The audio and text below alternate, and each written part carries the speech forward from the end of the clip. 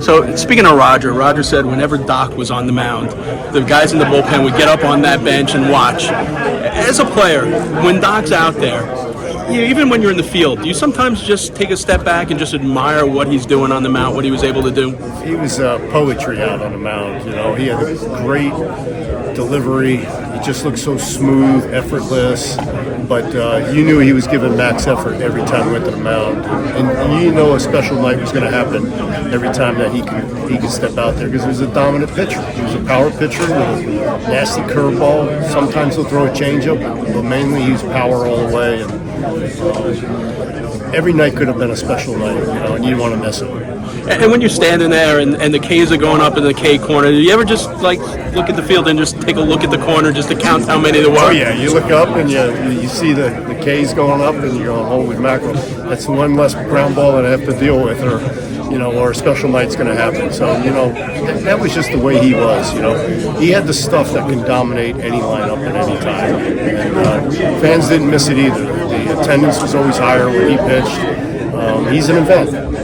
When you watched the game either at the ballpark or on TV and you saw that devastating curveball and the way it broke and the way it just froze batters, how did it look from the other side watching the batter, watching the knees buckle and just watching that thing drop off the table? Yeah, well, Uncle Charlie, he has is something else. He can spin a baseball and he can rise a baseball. You talk about pitchers today pitching up in the zone. Well, that's what he did all the time.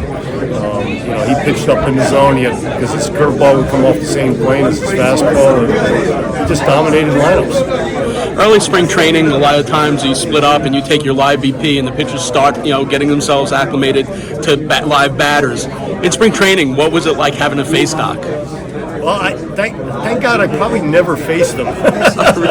So I'm glad I didn't have to face him.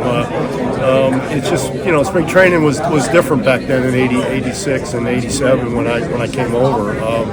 So yeah, Doc for me was a joy to play behind, more so than anything else. Just being able to watch him pitch and watch him dissect hitters was something that I enjoyed watching.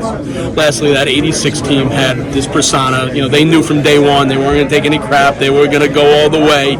When you have a pitcher like Doc, how much does that go to add to that persona that you're not going to have very long losing streaks with a pitching staff like that? Well, pitching staff like that, exactly right. You're not every fifth day you got a chance to stop a losing streak, And for us, it was not every fifth day; it was every other day.